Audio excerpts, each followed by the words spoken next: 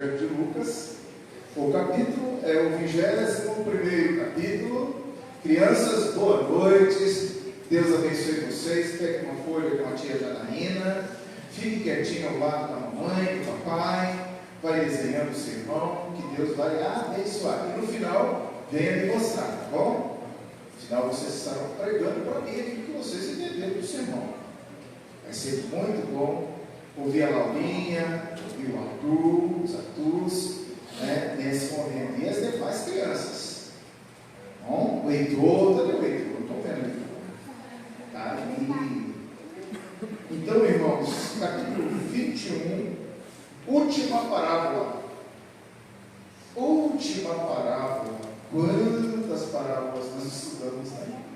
Muitas parábolas. Nós vamos ver hoje a última parábola. O que essa última parábola tem a nos informar, a nos dizer? Eu vou convidar você para me ajudar a ler. Você vai ler os versículos pares, tá bom? Mesmo sentado, não precisa levantar mais.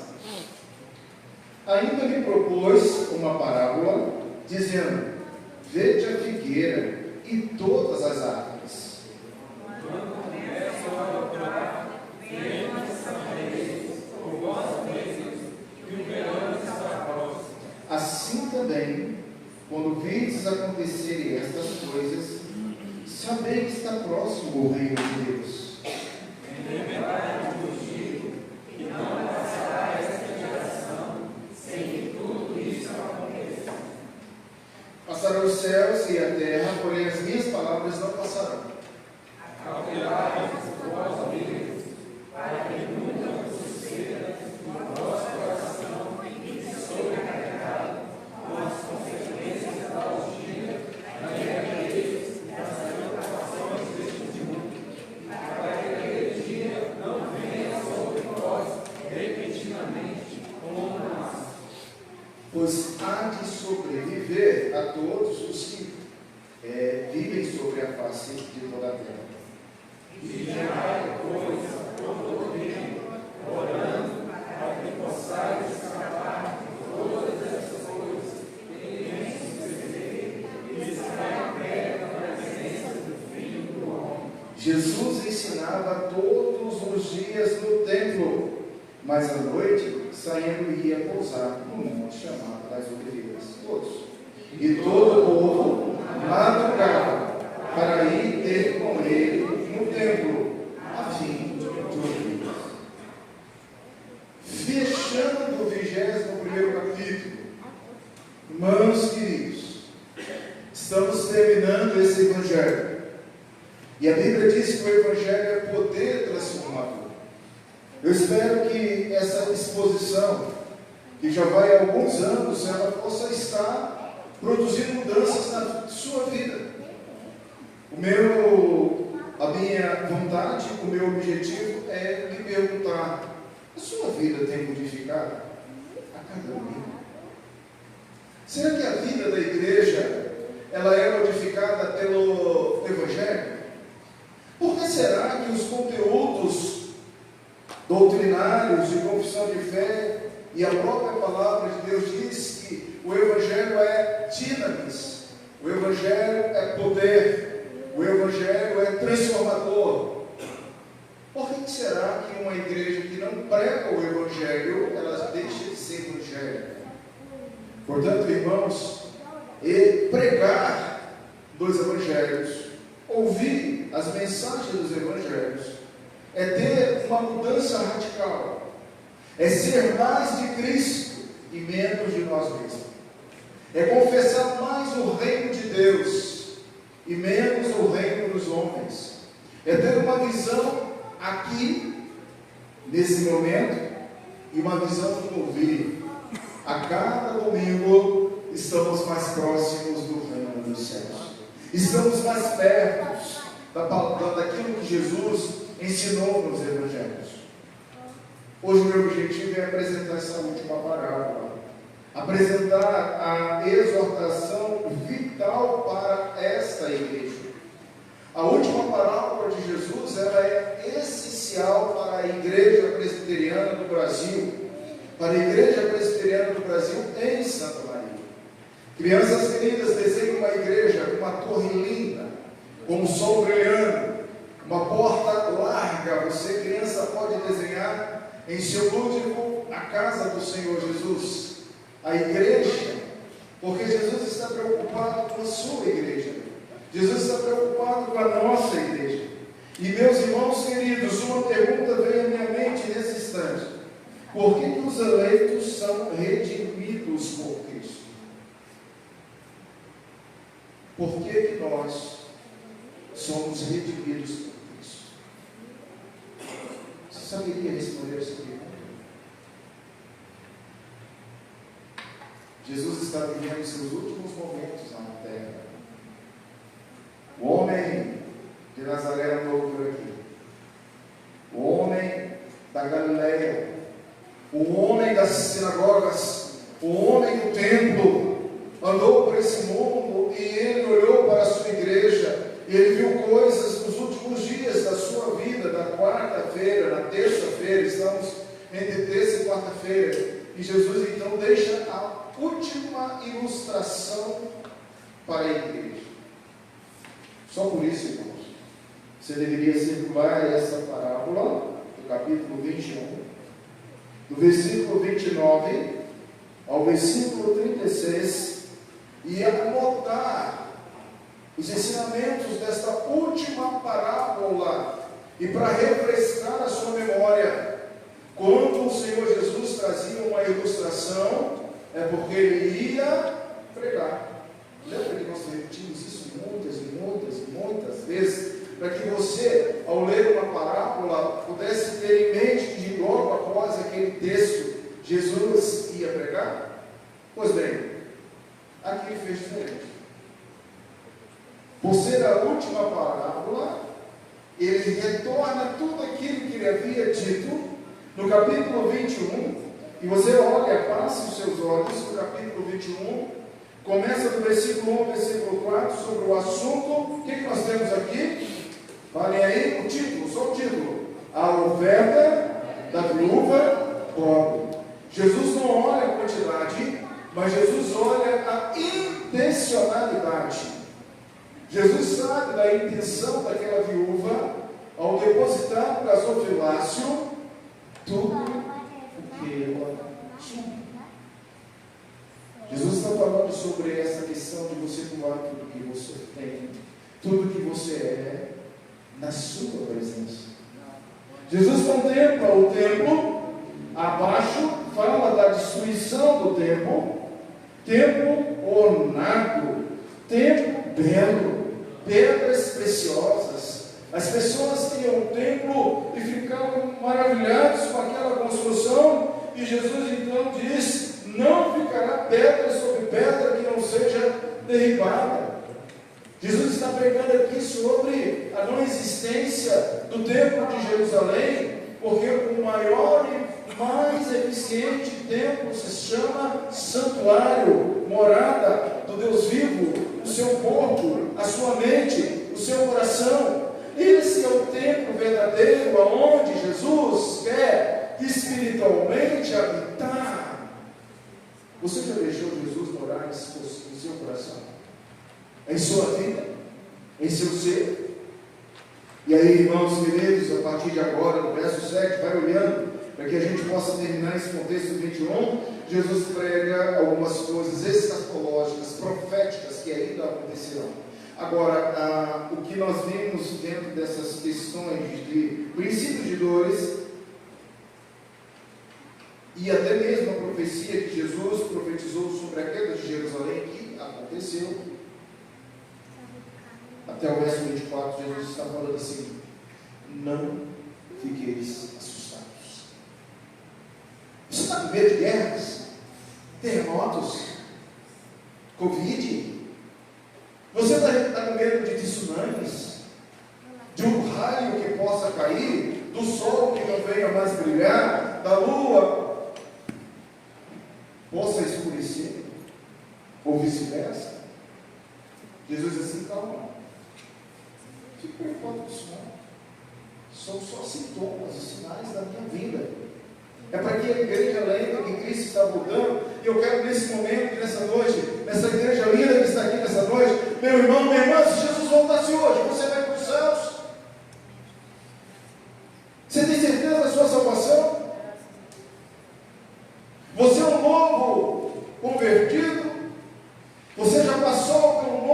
nascimento? Você conhece a ordem, saludes da salvação, eleição, predestinação, arrependimento, metanoia, fé salvadora, justificação, glorificação. Você tem certeza hoje da sua salvação? Porque, irmãos, do 25 ao 28, ele revolta dizendo assim: então se verá. Então se verá. O Filho do Homem, vindo sobre as nuvens com poder e grande glória. Eu espero esse dia, nós esperamos esse dia de ver Jesus e Ele está chegando. Essa é a profecia que ainda vai se cumprir, é o fato que vai acontecer, e você que está aqui nessa noite vai ver Jesus com seus anjos, e a igreja arrebatada, e o povo seleto, indo ao encontro do Senhor. Eu não sei se você está preparado para estar com Jesus, mas eu quero dizer algo para você nessa noite: prepara-te para estar com o Senhor. Ele está chegando. Filho do homem está chegando. Já pegou. Mas por que ele faz o inverso agora? Eu estou aqui questionando por que ele não usou o mesmo método que ele usou nas outras passagens, de antes colocar a ilustração para depois pregar. Ele pregou antes, ele anunciou tudo o que haveria acontecer, e agora olhe para essa parábola. Mas antes de você olhar para essa parábola, olhe ao Senhor, para que o Senhor possa despertar a sua mente, que a sua mente nessa noite seja cativa aos ensinamentos e conhecimentos que você já tem da Bíblia, e que a sua consciência possa apresentar pecados escondidos, e que você vai pegar a vara da palavra, fustigar, até que você possa se apresentar diante do Senhor com a sua consciência. E se essa consciência for contra aquilo que a palavra de Deus vai colocar, busque o conforto, o conserto, o arrependimento em Cristo Jesus, porque ainda há esperança. Um segundo para você olhar. Deus, a tua palavra está aqui para que a gente possa meditá-la. Obrigado, Senhor, porque ela é viva, é eficaz, é regra de fé e prática. É uma palavra, Senhor, que corta, separa os homens das crianças, que separa os justos dos ímpios, que separa, Senhor Deus, o crente do não crente, do arrependido pelo não arrependido, que confronta, Senhor Deus, a nossa mente, a nossa consciência, e nos coloca diante do Senhor, para que possamos, ó Deus, apresentarmos diante daquele que é vivo, reto, poderoso, magnífico, santo, misericordioso. Mostrar algo novo para nós nessa noite, Senhor. Obrigado, Senhor, em nome de Jesus. Amém. Nós falamos no domingo passado como é que Deus utiliza os meios. Como Deus utilizou os meios externos e internos para que você se transformasse no instrumento da glória de Deus. A minha vida, meus irmãos queridos, indubitavelmente, como eleitos e eleitas do Senhor, nós precisamos reconhecer que Deus utiliza meios, métodos, para promover a sua própria glória através da sua vida. Sua vida é para a glória de Deus. Sua experiência é para a glória de Deus. Seu sofrimento é para a glória de Deus. E a finalidade máxima e esplêndida que passamos por aqui é glorificar a Deus e gozá-lo para sempre. Como Deus tem usado a sua vida, como Deus está usando a vida dessa igreja. Seja como for, meu amado irmão, eu quero que você diga: a minha vida é para a glória. Eu nasci para a glória de Deus. Deus usa a sua vida não para a sua glória, não para o seu contentamento, não para a sua felicidade, mas Deus utiliza a nossa vida para a sua glória. Não importa o momento, não importa as circunstâncias, os fatos, amado, amada de Jesus, sua vida sempre será para a glória de Deus. Você está ciente disso? Consciente disso? Portanto, então, agora você pode entender que o nosso resumo nessa noite é que somos redimidos por Cristo. Se a minha vida é para a glória de Deus, se eu vivo para a glória do Senhor, foi com esse objetivo que Jesus Cristo pagou um alto preço, que Jesus Cristo morreu naquela cruz, que o segundo Adão foi mais eficaz do que o primeiro Adão. E agora nós, os eleitos, somos redimidos em Cristo. E eu quero dizer para você, e você sabe, meu irmão, que uma pessoa sem Cristo, ela é cativa de Satanás. Pode ter nascido na igreja, pode ter facilidade em ler, manipular a palavra de Deus, em pregar, em cantar, em exortar, em ser um presbítero, em ser um pastor, mas se Cristo não nasceu naquela vida, ele ou ela está presa, escravizado, não foi liberto, não foi redimido, porque só Cristo nos redime. Você deveria, na sua consciência, dizer obrigado, Jesus, porque o Senhor me redimiu, me libertou do império das trevas, numa vida presa no lamaçal de pecado, botou, enfiou os meus nomes, escreveu o meu nome no livro da vida, morreu por mim, e eu tenho a vida agora em Cristo. Quem pode nos separar da libertação? Amados, a verdadeira libertação não é um culto de libertação. A verdadeira libertação foi aquele que Cristo fez por você, por mim. E eu vou dizer uma coisa: antes da fundação do mundo, Cristo nos libertou de toda corrente, de toda consequência destrutiva em que Satanás queria nos trazer. Então, a última ilustração de Jesus trata desse aspecto. O capítulo 21, do versículo 8 ao versículo 19, ele vai expor sobre a destruição de Jerusalém e agora o mestre de Jesus. Ele está olhando para uma igreja diferenciada. Os olhos de Jesus agora não é simplesmente para a Jerusalém que ali estava, mas os olhos de Jesus eram para nossa igreja. Os olhos de Jesus eram para você, para mim. A lição da figueira de todas as árvores, ela é quase idêntica nos evangelhos. Os evangelistas, os sinóticos traduzem essa figueira, essa história, essa ilustração de forma, no capítulo 24, 32, 35 de Mateus, Marcos 13, 28 e 31, semelhantemente. Não há dúvida de que essa parábola, essa ilustração, ela traz para nós verdades que eu preciso descobrir aqui agora. Verdades que você, numa leitura simples, rápida, talvez possa não ter apercebido. Lucas diz: veja, olhem para a figueira, vede a figueira e todas as árvores.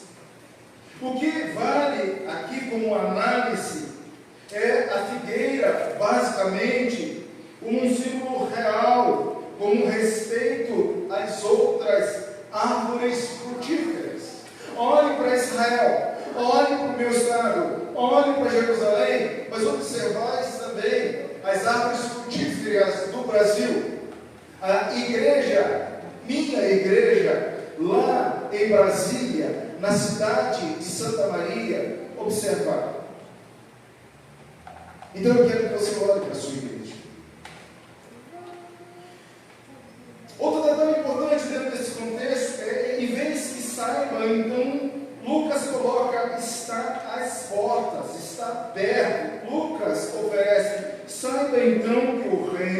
ou reinado, governo de Deus está próximo.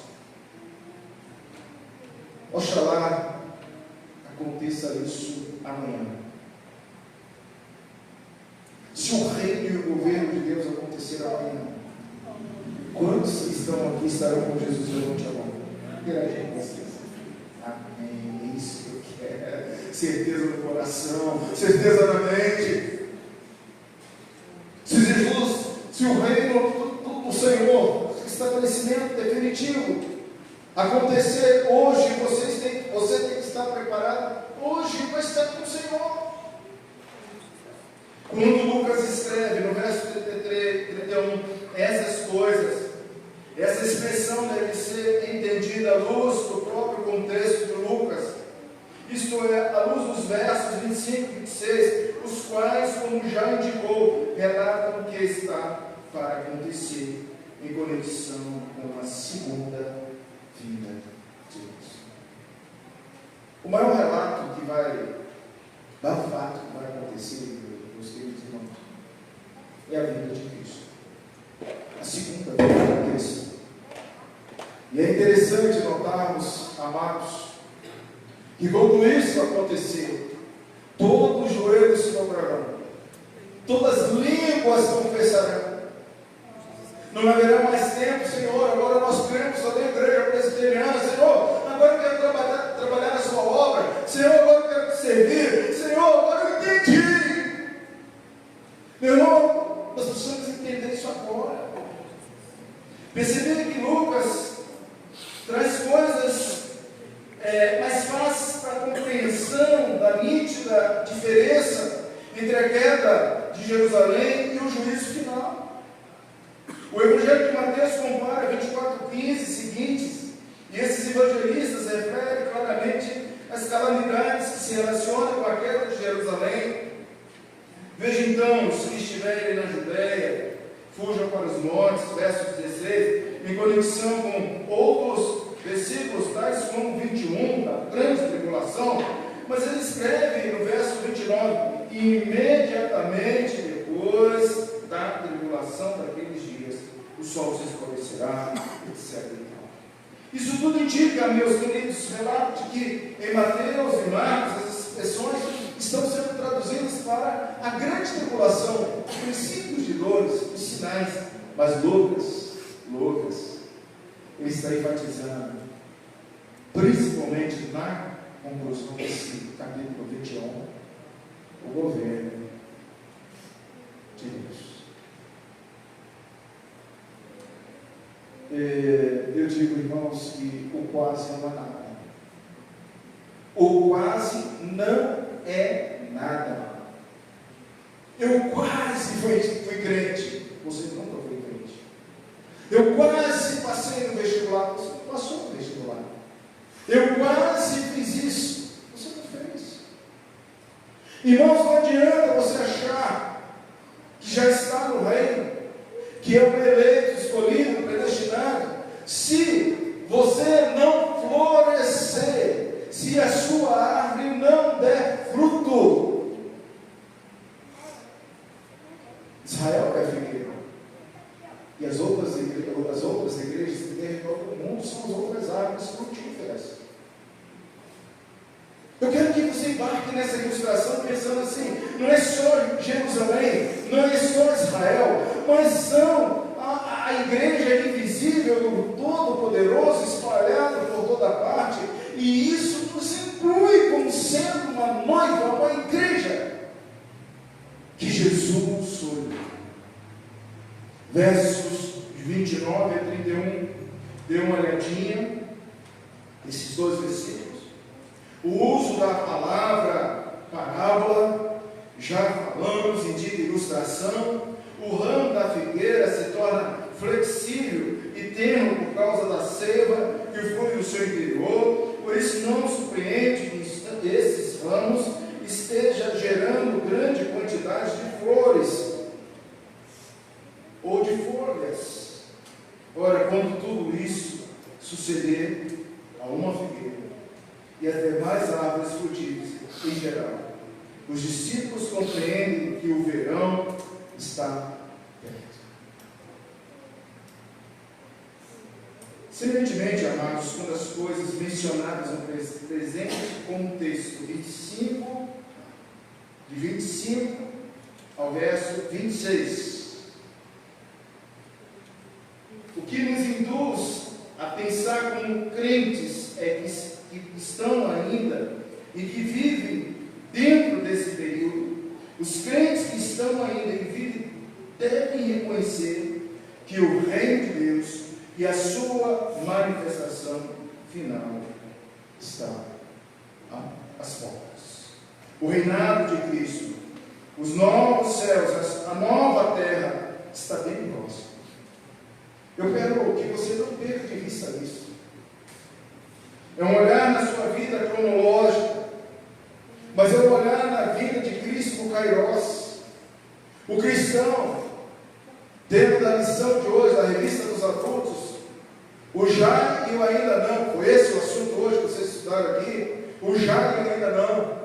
Você já está no reino dos céus, você já é um peregrino a caminhar, a lutar, a perseverar, a não desistir de ser um crente lavado, redimido pelo sangue do Cordeiro, a não desistir de ter o seu coração aquecido, a sua mente trabalhada, a sua consciência de que o pecado é o salário da morte, de que o pecado ele nos afasta de Deus, quer seja eles alguns pecados específicos mencionados por Cristo na última parábola. Você já leu aqui.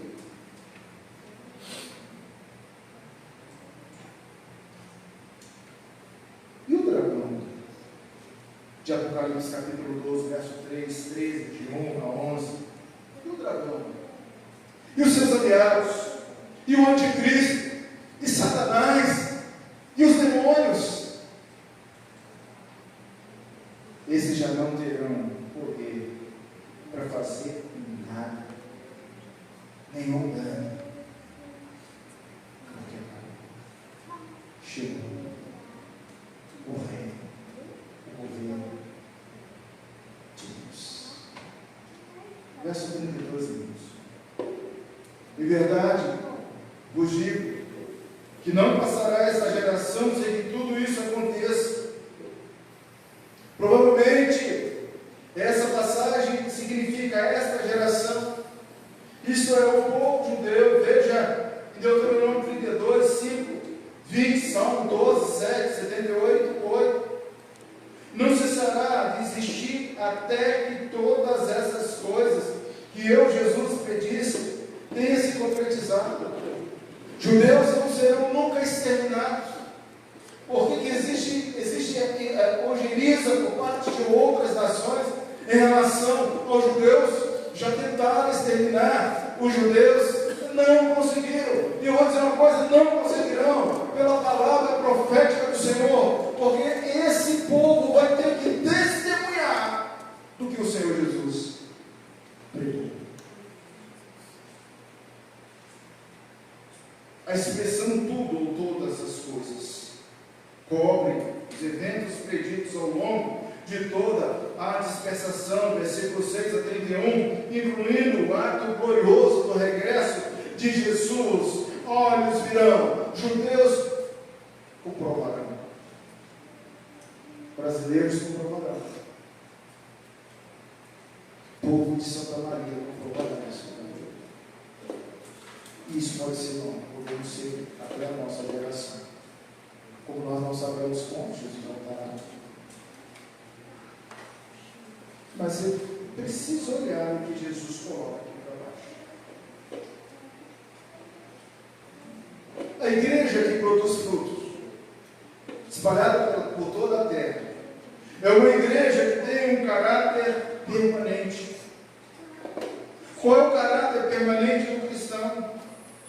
Grife a palavra: cautelai-vos por vós mesmos. Lá no Rio de Janeiro a gente tinha uma expressão que a gente falava assim: cautela e canja de galinha não faz mal a ninguém. Muita calma nessa hora. Muita calma nessa hora. Nem tudo que reluz é ouro. Nem todos que dizem Senhor, Senhor entrarão no reino dos céus.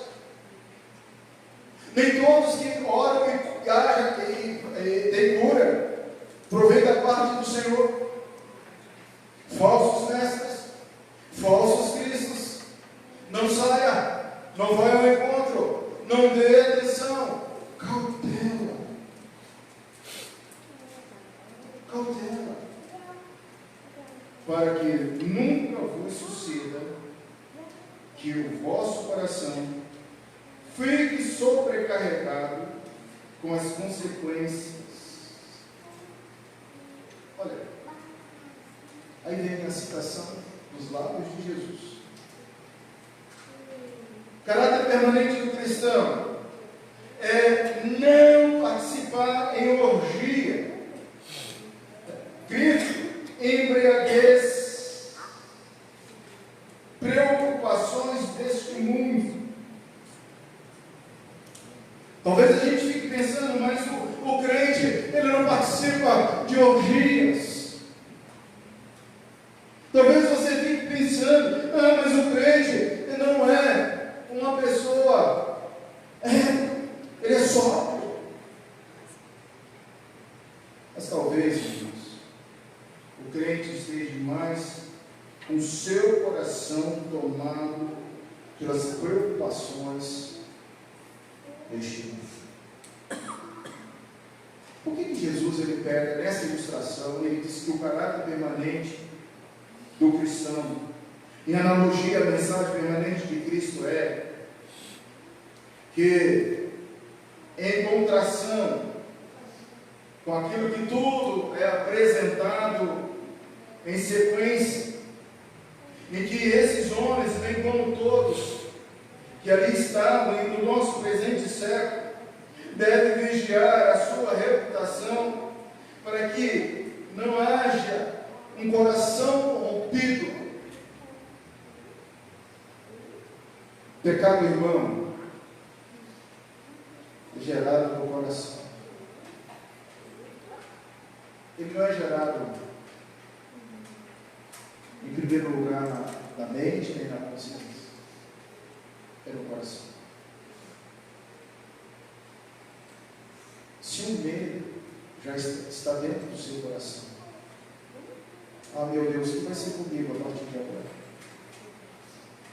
Meu Deus, como é que eu vou viver? Como é que eu vou vencer? Se as preocupações do mundo querem te assustar, diga para essas preocupações: o meu Deus proverá. Jeová Jireh está comigo. Se as preocupações desse mundo te dizem sono, entregue a sua consciência, que está lá te acusando e te colocando pânico, medo, nas mãos do Senhor. Porque o próprio Senhor disse: eis que estou convosco todos os dias, não te deixarei, não te abandonarei, eu serei contigo até o fim.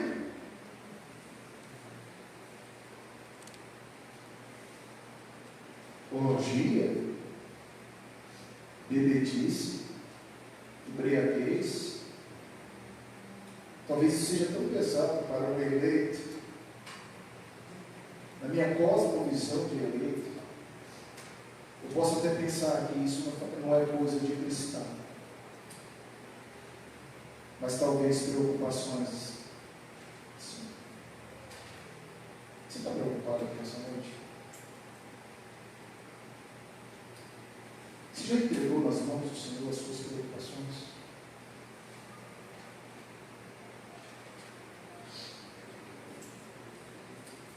Diz que nesse tempo do retorno e a restauração definitiva do reino, Jesus está olhando para uma igreja pecadora, perdida e distante do reino de Deus. Eu fico pensando na igreja atual. Toda sorte de pecado tem entrado na vida da igreja, toda dissolução, todo adultério, separação, dores, gente que parece ser, mas não é, pele de ovelha transviada em pele de lobo. Meu irmão, você tem que falar para você: Senhor, cria em mim, Senhor, um coração puro e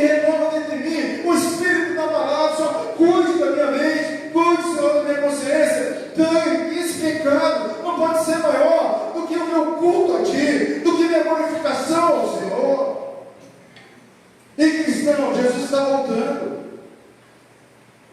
E ele fecha todo esse bloco 21 dizendo: minha igreja será bêbada, minha igreja será perdida, minha igreja será aprofundada na lamaçal de pecado, minha igreja. Verso 37, Lucas encerra esse capítulo. Veja lá, irmãos, informando onde Jesus passava esses poucos dias e noites finais antes da crucificação. Durante esses dias ele estava intensamente ocupado no templo, terça e quarta-feira, ensinando a igreja. Eu vou dizer uma coisa para você: não perca o que essa igreja tem a te oferecer. Se você pode vir na terça-feira, venha. Fique em casa não. Terça é dia de estudo bíblico, terça é dia de ensino, terça é dia de aprofundamento, terça é dia de ter contato com uma doutrina condensada. Não deixe o seu grupo de discipulado, não falte o seu discipulado, porque Deus fala contigo de forma grandemente. Não falte a escola dominical,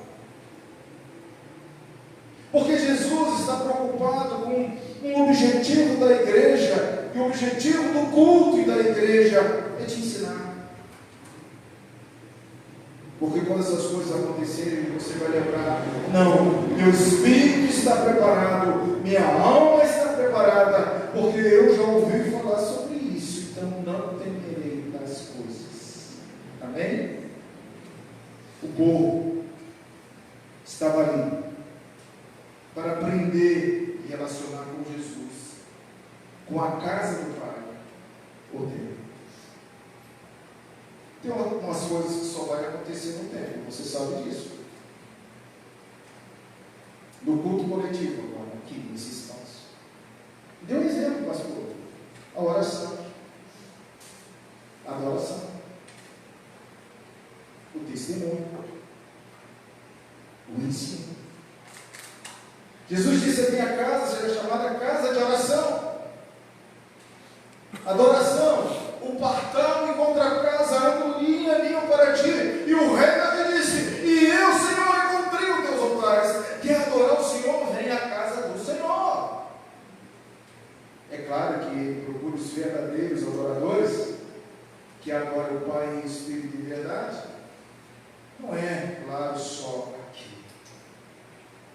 O seu culto, como nós introduzimos na terça-feira, não é só esse momento. Seu culto é contínuo.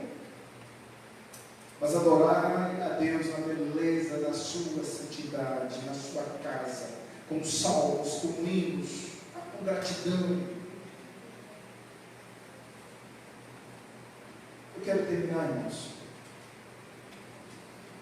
Milhares e milhares de pessoas em Jerusalém, afora, tinham uma residência e iam peregrinando todas aquelas partes no período da Páscoa. Não perca isso, estão entrando para a Páscoa. Queriam, portanto, todos os meses ouvir Jesus, uma mensagem raríssima. Eles queriam ouvir aquele líder judaico que estava transformando mentes e corações.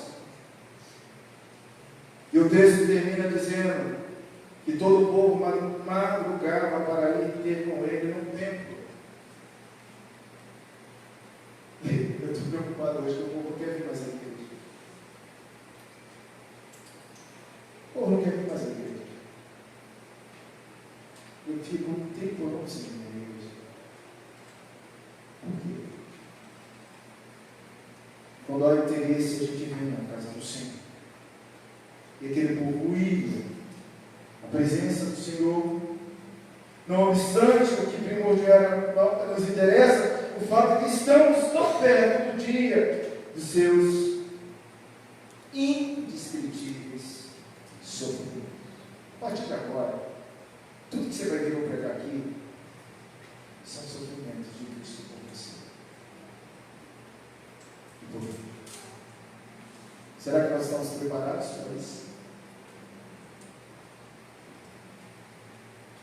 Os que, portanto, são eleitos, achando-se caídos em Adão, são redimidos por Cristo.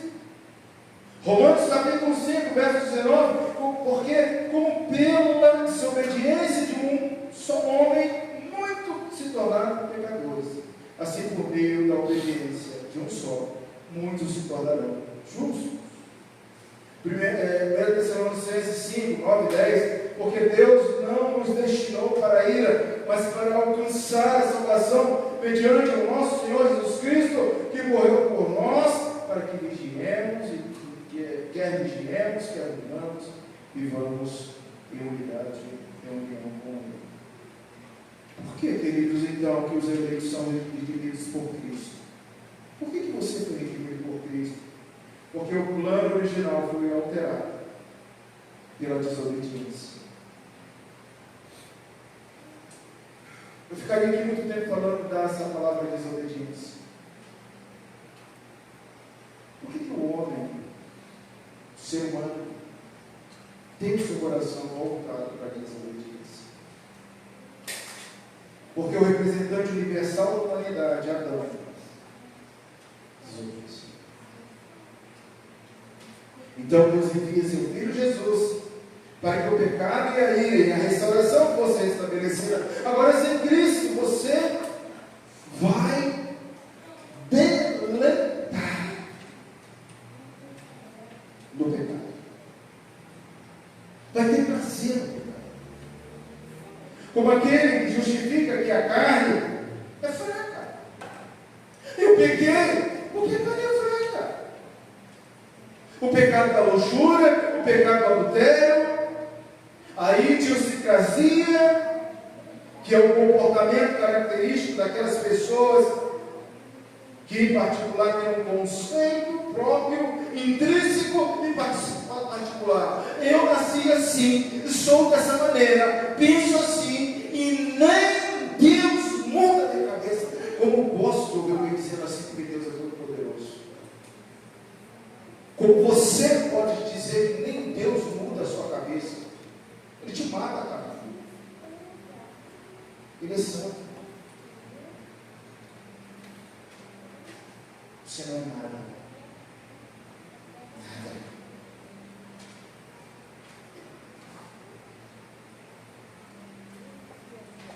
Sabe de uma coisa, queridos irmãos? Sem Cristo você vai realmente morrer no pecado. O eleito tenta esconder o seu pecado. A gente tenta camuflar o nosso pecado. Tentamos esconder ali. Vamos fugir de Deus. Quem sabe Deus está dormindo. Quem sabe Deus está preocupado com a guerra do Irã, do Iraque. E Deus não está me vendo. Deus está te vendo agora. Não conseguimos esconder de Deus. Sabe por quê?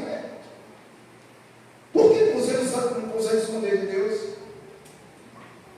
Porque Cristo, Ele revela a nossa luz.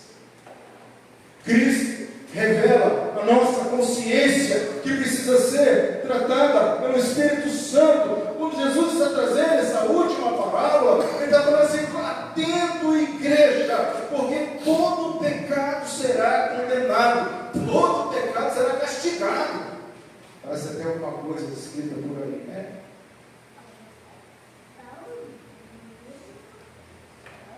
Sentimentos, emoções que partem do coração, ídolos do coração que nós colocamos em lugar de Deus. Seu marido não é melhor que Deus, seu carro não é melhor que Deus, seu filho não é melhor que Deus. Nós construímos altares e colocamos Deus. Nós queremos adorar casa, carros, filhos, saúde, beleza. Vai cair.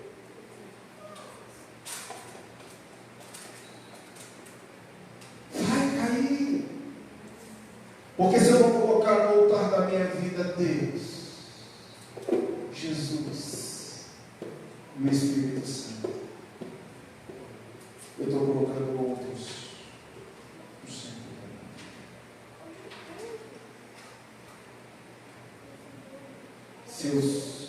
Seu coração precisa ser tratado por Cristo. Somos sacerdote que e restabelece a imagem e semelhança de Deus. Deixe Cristo agora entrar no seu coração. Eu convido hoje você, meu irmão, nessa última parábola que Cristo está apresentando. Atenção, igreja! Se você dormir, você vai ser uma igreja pecadora, bêbada. Uma igreja morre.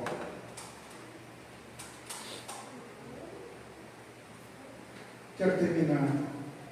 Passaram os céus e a terra, mas as minhas palavras jamais passarão. Localize esse versículo aí, desse. Onde está esse versículo? Grife esse versículo. Observe, meus queridos irmãos, que a função nossa é vigiar em todo o tempo, porque a confirmação do 33 é a maior realidade. Estejam sempre em guarda, para que o seu coração, o coração desta igreja, não esteja sobrecarregado. Se entrou hoje sobrecarregado, lançai sobre mim, que eu tenho cuidado de vós, e eu vos aliviarei. Os corações dos crentes da igreja não podem estar sobrecarregados. Sabemos que Cristo voltará, isso aponta para uma vida de santidade. Como você está hoje, a sua vida de santidade? Meu irmão, fale com Deus, prepare-te para encontrar com o seu Senhor, ó Israel, do Distrito Federal. Última fala desse contexto. Qual o aspecto fundamental do sermão da sua vida? Leia o 38 aí. Se isso é feito no espírito apropriado, não há resposta, não é uma resposta adequada ao fato de que se levantam bem cedo, a fim de convocar os pecadores ao arrependimento. Essas pessoas iam bem cedo ouvir Jesus porque havia uma necessidade de arrependimento. Nós precisamos levantar bem cedo e dizer sim. Eu consegui, Jesus. Jesus chegou. Ainda há esperança. Leve o pecador ao arrependimento através do Espírito Santo. Essa é a mensagem que nós temos de reconciliação. Reconciliar-vos hoje com o Senhor. Seu amigo, seu filho, sua filha, seu pai, sua mãe, seu amigo da direita, seu amigo da esquerda, seu inimigo de cima, seu inimigo de baixo. A sua função é reconciliar com o Senhor Jesus. Feche os seus olhos, irmãos. Ó Pai Celeste, obrigado por essa última ilustração. Preocupante, sim, Senhor, mas uma parábola exortativa. Que nessa igreja ninguém esteja bêbado, em orgia, ou com preocupações desse mundo, mas que nós possamos tudo entregar a Ti, nesse momento. Oh Deus, o Senhor conhece cada mente que está aqui, cada coração que está aqui, cada problema que nós nem podemos sonhar e pensar, mas nós sabemos que em Tuas mãos há o conforto, o consolo e a restauração. Em nome de Jesus. Amém. Louvemos